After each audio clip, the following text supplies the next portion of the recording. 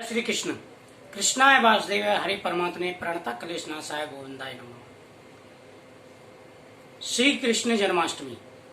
आज मैं आपको इस वीडियो में कृष्ण जन्माष्टमी से संबंधित जानकारी दे रहा हूं और पुत्र प्राप्ति संतान प्राप्ति के उपाय बता रहा हूं कि कृष्ण जन्माष्टमी पर किस प्रकार से आपको भगवान कृष्ण को मनाना है, लड्डू गोपाल जी की पूजा करनी है और संतान प्राप्ति के लिए कामना करनी है।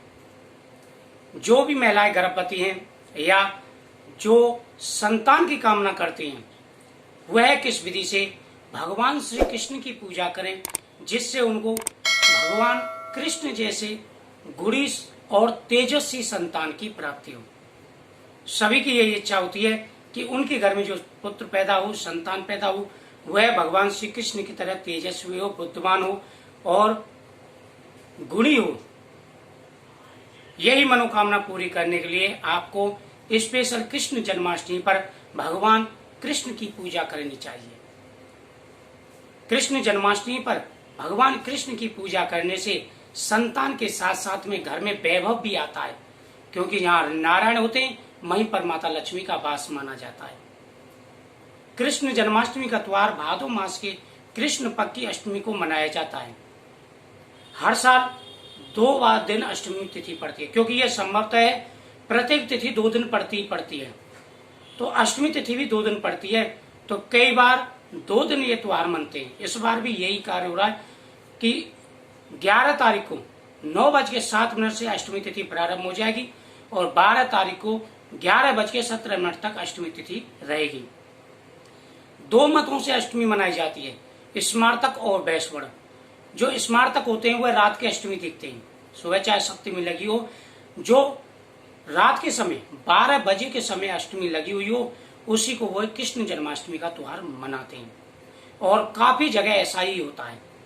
शास्त्रों के हिसाब से भी यही माना गया है कि भगवान श्री कृष्ण का जो जन्म था वह अष्टमी तिथि में हुआ था। रोहिणी नक्षत्र था, बुधवार था, विष के चंद्रमा थे। लेकिन जो वैश्य लोग होते हैं, जैसे मथुरा वृंदावन में भी सूर्य उदय कालीन जो अष्टमी तिथि लगी होती है उसी को वो कृष्ण जन्माष्टमी का त्योहार मनाते हैं। तो कई 11 तारीख की मनेगी और ज्यादातर यह जो जन्माष्टमी का त्योहार है यह 12 तारीख का भी मनाया जाएगा। 12 अगस्त का कृष्ण जन्माष्टमी का त्योहार होगा, 11 का भी मनेगा काफी जगह, 12 तारीख का कृष्ण जन्माष्टमी त्योहार होगा। और इस बार आपको कृष्ण जन्माष्टमी पर पुत्र प्राप्ति, पुत्र कामना के लिए पूजा करनी है। मैं कुछ उपाय बताऊंगा आपको किस प्रकार से पूजा करनी है। सबसे पहले कृष्ण जन्माष्टमी वाले दिन आप स्नान आदि कर लें। उसके बाद लड्डू गोपाल जी को स्नान कराएं। लड्डू गोपाल जी को गंगा जल से स्नान न कराएं, इस बात का हमेशा ध्यान रखें। लड्डू गोपाल जी को पहले पंचामृत से स्नान कराएं, फिर शुद्ध स्नान कराएं। और आप सुबह के समय सिर्फ जल से ही स्नान करा सकते हैं, क्योंकि रात के 12 बजे भगवान श्री कृष्ण का जब जन्म मनाते हैं तो पंचामृत से स्नान कराया जाता है। सुबह के समय भगवान को आप स्नान कराएं। सुंदर आसन पर जो पलना होता है, पालना जिसे हम झुलाते हैं, भगवान को बैठा करके भगवान को कृष्ण जन्माष्टमी वाले दिन सुबह के समय ही पालने में बैठा दें। उनके सामने आपको संकल्प करना है, हाथ में जल लेना है। जल लेकर के आपको उच्चारण करना है कि प्रभु मैं पुत्र कामना के लिए, मुझे आप जैसा पुत्र चाहिए, मैं पुत्र कामना के लिए आपका व्रत कर रहा हूं या कर रही हूं। और आप एक मंत्र का भी जाप करना है।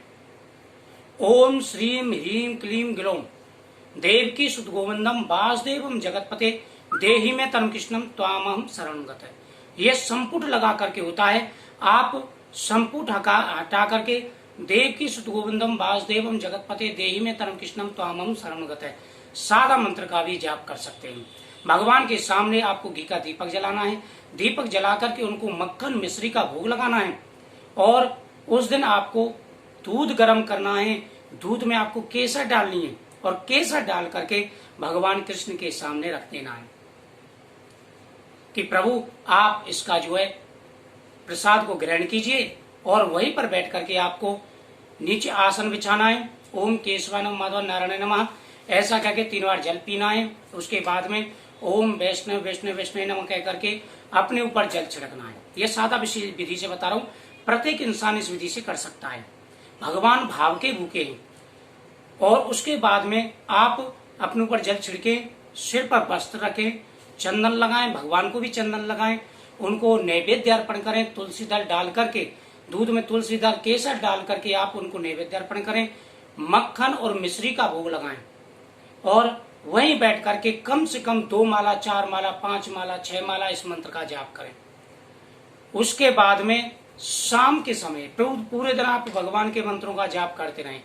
शाम के समय जब 12 बज जाएं, जब 12 बजने वाले होते हैं, उस समय आपको भगवान को जो खीरा होता है, भगवान को पहले तो आपको स्नान कराना है, 12 बजे दोबारा स्नान कराना है, उनको नए वस्त्र पहनाएं, उनको मक्खन मिश्री का भोग लगाना है, उनको केसर के दूध का भोग लगाना है, उनको पंचमेवा का भोग लगाना है और वह प्रसाद आपको भी खाना है। और इस मंत्र का जो मैंने मंत्र बताया है, इस मंत्र का ज्यादा से ज्यादा आपको पाठ करना है। और भगवान श्री कृष्ण को जब भगवान का जन्म होगा उस समय आपको भगवान को बंसरी अर्पण करनी है। अपनी पुत्र की कामना बोलते हुए, भगवान को बंसरी बड़ी प्रिय है, भगवान को आपको बंसरी अर्पण करनी है। भगवान को जो मोर पंख लगा हुआ मुकुट होता है वह आप अर्पण करें। अपनी पुत्र की कामना बोल करके आपकी पुत्र की कामना जरूर पूरी हो जाएगी। तो इस विधि से आपको भगवान श्री कृष्ण की पूजा करनी है। इस दिन आपको खीरे का भोग लगाना है। जो खीरा डंठल समेत होता है वह खीरा आपको लेना है। कृष्ण जन्माष्टमी पर भगवान को खीरा चढ़ाने का बड़ा महत्व है और जो गर्भवती महिला भगवान कृष्ण को खीरा चढ़ाती हैं, उस खीरे का प्रसाद ग्रहण करती हैं, पुत्र की प्राप्ति होती है, संतान की प्राप्ति होती है, शीघ्र संतान के योग बन जाते हैं। और उस दिन आपको मंदिर जा करके वहां के जो पुजारी होते हैं उनसे आपको फल लेना है झोली में भगवान का चढ़ा हुआ, या भगवान की जब छठी मनती है उस दिन भी आप झोली भरवा सकते हैं संतान प्राप्ति के लिए। ये बहुत ही शुभ माना जाता है। तो कृष्ण जन्माष्टमी का इस विधि से आप त्योहार मनाएं, भगवान के मंत्रों का जाप करें, भगवान को प्रसाद चढ़ाएं और उस प्रसाद का आप भोग लगाएं। और इस दिन पूरे दिन व्रत रखा जाता है। प्रसाद में एकादशी की तरह इस व्रत को भी रख सकते हैं। और शाम के समय सिंगाड़े का आटा और धनिये का आटे का, जो धनिया का आटा आता है बाजार से, वह मिक्स करके उसका प्रसाद भगवान को लगा अर्पण किया जाता है और सभी भक्तों में वह प्रसाद बांटा जाता है। तो इस विधि से आप कृष्ण जन्माष्टमी का त्योहार मनाएं। भगवान श्री कृष्ण आपकी मनोकामना अवश्य पूरी करेंगे और बड़े उत्साह के साथ में आप कृष्ण जन्माष्टमी मनाएं। जय श्री कृष्ण।